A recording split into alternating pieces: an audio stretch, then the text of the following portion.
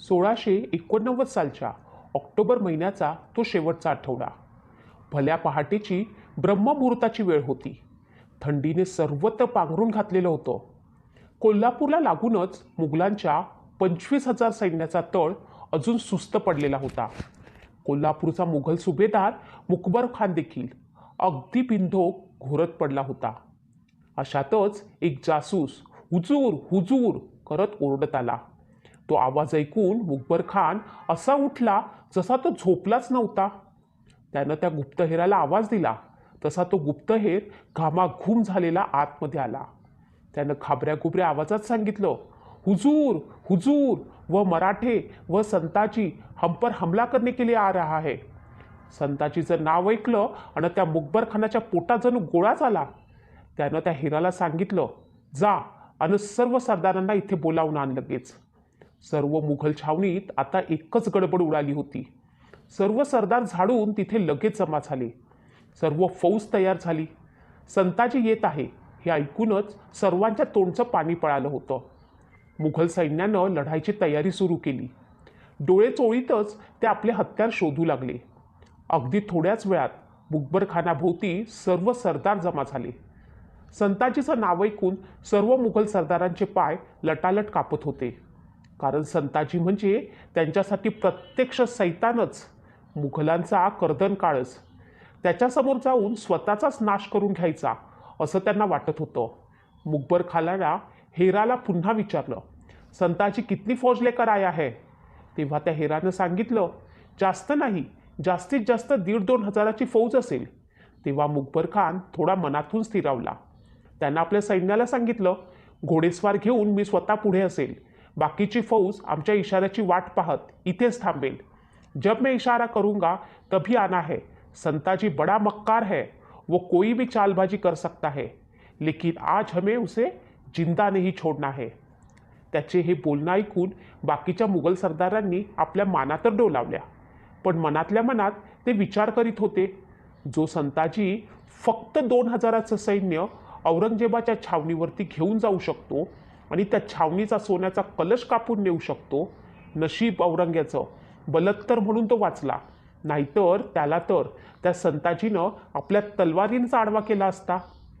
संताजींनी फक्त 2 हजाराची सेना औरंग्याच्या 1,00,000 मुघल सैनिकांमध्ये घुसवून त्या औरंग्याच्या डेऱ्याचा सोन्याचा कलश म्हणजे जणू औरंग्याचं नाकच कापून नेलं होतं. पण तेवढ्यावरच संताजी शांत बसले नाहीत. तिथून ते रायगडावरती गेले आणि तिथे सापासारखा वेढा घालून बसलेल्या जुल्फिकार खानाला देखील बेदम झोडपलं. तो जुल्फिकार खान 5 हत्ती घेऊन पळून गेला. एवढंच नाही तर थोड्या दिवसांपूर्वी या मुकबर खानाच्या सैन्यालाही संगमेश्वरवरून पळ काढावा लागला होता. मुघल सैन्य पुढे पुढे पळत होतं आणि संताजी त्यांच्या सैन्याला मागून ताणून ताणून मारत होते. संताजी घोरपडे यांच्या हातात जो सापडेल त्याच्याशी 3 प्रकार नक्की होत असत. एक म्हणजे एकतर तो मारला जात असे, दुसरा म्हणजे तो कैदी जखमी होऊन कैदेत पडेल, तिसरं म्हणजे त्याचं सैन्य गारद होऊन त्याला रणांगणावरनं पळ काढावा लागत असे. कोल्हापूरजवळ 1-2 मैलाच्या अंतरावरती संताजी घोरपडे, त्यांचे बंधू बहिर्जी घोरपडे, शंकराजी नारायण, विठोजी चव्हाण आणि इतर अनेक मातब्बर मराठी सरदार थांबलेले होते. ते घोड्यावरच बसलेले होते. त्यांचे घोडे शांतपणे मान खाली घालून आपल्या शेपट्या झटकत होते. त्या घोड्यांवर बसूनच गंभीर चर्चा चालल्या होत्या. सर्वत्र थंडी होती, पण मराठ्यांचं रक्त मात्र गरम झालेलं होतं. त्यांना त्या मुकब्बर खानाशिवाय दुसरं काही दिसत नव्हतं. या मोहिमेची तयारी बरेच दिवसांपासून चाललेली होती. संताजी घोरपडे या मोहिमेचे नेतृत्व करत होते. तो काळ मराठी दौलतीसाठी फार कठीण आणि खडतड चालला होता. शंभूराजांच्या निर्घुण हत्येनंतर रायगडाला भक्कम वेढा होता. महाराणी येसूबाई आणि युवराज शाहूराजे अडकून पडलेले होते. रायगडची सर्व रसद संपत चालली होती. राजाराम महाराज जिंजीकडे रवाना झाले होते. मराठ्यांचं मनोधैर्य खच्ची करण्यासाठी रोज नवीन अफवा मुघलांकडे उठवल्या जात होत्या. स्वराज्याचा एक एक किल्ला आता पत्त्यासारखा कोसळून पडत होता. 5 लाखांची मोगली फौज राज्यामध्ये नंगानाच करत होती. रयतेचे अतोनात हाल आणि छळ करत होती. संपूर्ण भारतावरती राज्य करण्याची मनीषा ठेवणारा औरंगजेब आता फक्त मराठ्यांच्या टिचभर राज्या वाचून अडला होता. मराठी स्वार्थी सरदार आपला स्वाभिमान रोज औरंगजेबाच्या पायाशी गहाण ठेवत होते. स्वराज्याची बाजू सोडून ते औरंग्याला हात मिळवत होते. तरीही निष्ठावान मावळे आणि निष्ठावान सरदार मात्र उपाशीपोटी आणि जीवाच्या आकांताने लढत होते. मराठ्यांपर्यंत त्यांना रसद पोचवणं अवघड होतं. पोटात पुरेसे अन्न नव्हतं. आशेचा कुठला किरण दिसत नव्हता. मराठ्यांचे छत्रपती राजाराम महाराज रामायणातल्या रामासारखे वनवास भोगत होते आणि रावण असणारा औरंग्या स्वराज्याची सीता म्हणजेच राजधानी रायगडला आपल्या कैद्यात ठेवून होता. अशा वेळी मावळ्यांना आधार होता तो फक्त त्यांच्या उरातलं स्वराज्याचं स्वप्न. थोरल्या आबासाहेबांचं रामराज्य, धाकल्या महाराजांचं महान बलिदान. पण स्वराज्याच्या या डगमगत्या रथाला संताजी आणि धनाजीसारखी भक्कम जोडी व त्यातून स्वराज्याचा जगन्नाथ रथ ओढणारे हजारो मावळे होते. स्वराज्याचा जगन्नाथ रथाला मार्गदर्शन करणारे चाणक्यासारखे बुद्धिवान रामचंद्रपंत अमात्य, प्रल्हाद निराजी खंडू, बल्ला शंकराजी नारायण सारखे तज्ज्ञ होते. स्वराज्याच्या रथावरती महाराणी येसूबाई आणि महाराणी ताराबाई आणि मासाहेब सारख्या जिजाऊंचा वारसा पुढे चालवणाऱ्या दुर्गा विराजमान होत्या. आणि या रथाच्या सर्वोच्च स्थान होते छत्रपती राजाराम महाराज. यांची जीभ आणि डोक्यातली युक्ती देखील हजारो तलवारींना भारी होती. 5000 वेगवान उमद्या घोडेस्वार मावळ्यांनी या मोहिमेत भाग घेतलेला होता. 3-4 महिन्यांपूर्वी म्हणजेच जून महिन्यात संताजींनी 2000 घोडेस्वारांसोबत असणाऱ्या लाखभर सैन्यात घुसून भयंकर धुमाकूळ घातला होता. पुन्हा ती चाल आता चालणार नव्हती. दुश्मन आता सावध झाला होता. म्हणून एक वेगळीच रचना आज करण्यात आली होती. केवळ मुघलांची कत्तल करून भागणार नव्हतं, तर त्यांचं सामानही लुटणं गरजेचं होतं. मुकबर खान हे नुसतं नाव जरी ऐकलं तरी मावळ्यांच्या डोळ्यात आग पेटायची. दात चावले जाऊन हातांच्या मुठी वळल्या जायच्या. आज या हरामखोराचा खात्मा करायचा अशी भयंकर योजना होती. मराठ्यांच्या 5000 घोडेस्वारांचे 3 दस्ते तयार केले होते. एका दस्त्याचं नियंत्रण स्वतः संताजीराजे करत होते. त्यांच्यासोबत त्यांचे बंधू घोरपडे सुद्धा होते. संताजींनी स्वतः समोर जाऊन अगोदर मुकबर खानाला हूल द्यायची असं ठरलेलं होतं. कोल्हापूर पन्हाळ्याच्या मधल्या पट्ट्यातल्या झाडीत मावळे लपून राहणार होते आणि त्यांचं नेतृत्व हिम्मत बहादूर विठोजी चव्हाणांकडे होतं. तिसरा रस्ता होता पूर्ण कोल्हापूर शहराला वळसा घालून मुघल छावणीच्या मागच्या बाजूला जाऊन लपून बसणार.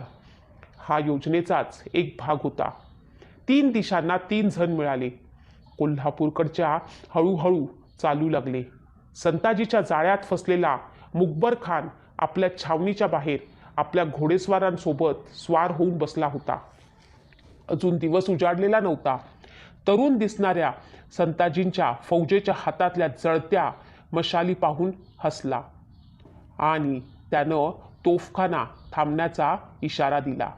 कारण तसंही वाऱ्याच्या वेगानं घोड्यावरती बसून पळणाऱ्या मावळ्यांसमोर अवघड तोफखाना आणि त्याचे पायदळ काहीही कामाचं नव्हतं.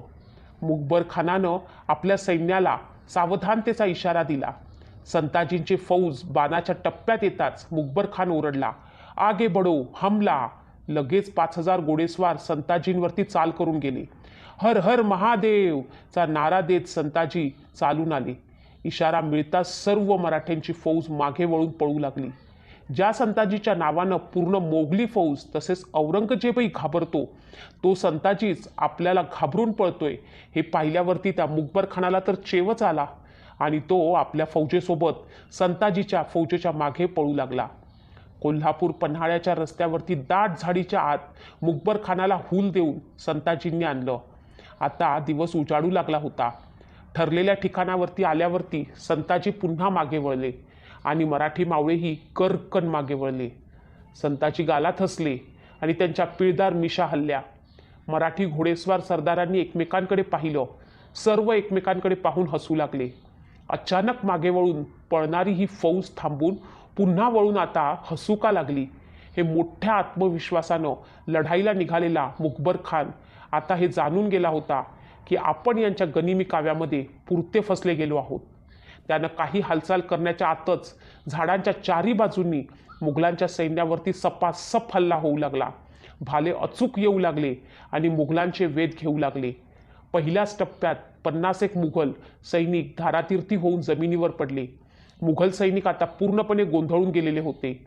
आता त्यांना वाटू लागलं की मराठ्यांची फौज प्रचंड मोठी असून त्यांनी आपल्याला चारही बाजूनं वेढलं आहे आणि आता ते आपल्याला आतमध्ये चेचून मारणार. तेव्हा मुकबर खानानं आपल्या सैन्याला आदेश दिला, जाओ छावनी पर, जल्दी वापस जाओ और अपनी फौज और तोफखाना को यहाँ पे जल्द से जल्द आने का आदेश दो. तेव्हा एक घोडेस्वार म्हणाला, हुजूर वो तो सारी पैदल फौज है और तोफखाने को यहाँ पर लाने के लिए वक्त तो लगेगा ही. हे ऐकताच मुकबर खानाचा चेहरा पडला. मुकबर खानाचा निरोप घेऊन 3-4 घोडेस्वार कोल्हापूरच्या दिशेनं स्वार झाले. आता सर्व मोगली फौज कोंडीत अडकलेली होती. त्यांचे मागे जाण्याचे रस्तेही मावळ्यांनी बंद केलेले होते. मुकबर खानासमोर एकच उपाय होता, जी फौज आपल्याकडे आहे त्या फौजेसोबत मराठ्यांसोबत लढणं आणि मागून आपला तोफखाना येतो आहे याची वाट पाहणं. मुकबर खानाची अवस्था पाहून संताजी गालातल्या गालात हसत होते. संताजींनी आपली तलवार वर केली आणि हर हर महादेवची घोषणा दिली. त्या घोषणेबरोबर जणू पायाखालची जमीन देखील थरथर कापू लागली. सर्व मराठ्यांच्या अंगामध्ये पुन्हा एकदा जोश आला आणि सर्वजण लढण्यासाठी सज्ज झाले. संताजींनी इशारा करताच सर्व मावळे मुकबर खानाच्या सैन्यावरती वाघासारखे तुटून पडले. मुघल सैन्याची त्रेढा तिरपीट उडाली. भयंकर लढाई सुरू झाली. संताजींनी तलवार तर दिसतच नव्हती, इतक्या वेगानं ती सपासप फिरत होती, जो समोर येईल त्या मोगलांचे हात पाय तोंड तुटून खाली पडत होते. मुकब्बर खानाचा खात्मा आज करायचाच हा निर्धार मावळे आज करूनच आले होते. मुकबर खान स्वतः फार शर्थीने येत होता आणि त्याचा मुलगा आलम खान देखील फार शर्थीने येत होता. बरेच मुघल सरदार तर आपल्या घोड्यावरनं उतरून तलवारी फेकून झाडाझुडुपामध्ये लपण्यासाठी आसरा शोधत होते. ही लढाई बराच वेळ चालली. 1 प्रहर आणि 4 घटका असं ईश्वरदास यांनी लिहून ठेवलं आहे. स्वतः मुकबर खान आणि त्याचा मुलगा आलम खान तलवारींनी आणि भाल्यांनी भयंकर जखमी झाले होते. ते दोघे आता मरणारच होते. तेवढ्यात छावणीवरची 20,000ची फौज आणि भक्कम तोफांचा खाना जवळच आल्याचे त्यांना कळले. त्यामुळे संताजींनी माघार घेऊन पन्हाळ्याकडे जाण्याचा इशारा दिला. तोपर्यंत मोघलांचे जवळपास 1,500 ते 2,000 सैनिक मरण पावले होते. 700 मावळेही धारातीर्थी पडले होते. संताजी पन्हाळ्यावरती गेले. तिथे शंकराजी नारायण यांनी संपूर्ण मुघल छावणी अगदी आरामात लुटून फस्त केली होती. काही प्रहरानंतर मोघलांचं सर्व सामान लुटून शंकराजी नारायण पुन्हा पन्हाळगडावरती पोचले. ही मुघलांची हार होती, पण इतिहासकारांनी ह्या हारीचं असं वर्णन केलं आहे की मुकबर खानानं संताजींना आणि मावळ्यांना पिटाळून लावलं. औरंगजेबाकडे जेव्हा मुकबर खानाच्या या पराक्रमाची बातमी गेली तेव्हा तो खूप खुश झाला. छावणी लुटून गेल्याचं दुःख त्याला फारसं झालं नाही. संताजीच्या समोर कोणीतरी सरदार उभा राहिला या गोष्टीचं त्याला जास्त कौतुक वाटत होतं. खुश झालेल्या औरंगजेबानं मोहम्मद तकी खान सोबत 2,000 बंदूक मुकब्बर खानाच्या मदतीला पाठवलं आणि खिलतीची वस्त्र आणि मानाची तलवारही पाठवली. औरंग्यानं एका डॉक्टरलाही तातडीनं मुकब्बर खानाच्या जखमांवर इलाज करण्यासाठी पाठवलं. गंभीर व्यथा जखमी झालेला मुकब्बर खान आणि त्याचा मुलगा आलम खान बरेच महिने अंथरुणावरती पडून होते. ईश्वरदास यांनी असे लिहून ठेवलेले आहे की आलमगीराच्या मदतीमुळे मुकब्बर खान आणि त्याच्या मुलाचा जीव वाचला, पण मुकब्बर खान हा कायमचा अधू झाला. आपल्या शंभूराजांना कैद केल्यामुळे संताजींनी त्याला असा मृत्यूपेक्षाही भयानक शिक्षा दिली होती. त्यानंतर संपूर्ण आयुष्यभर मुकब्बर खान लुळा पांगळा आणि अधू होऊनच अंथरुणावर पडला.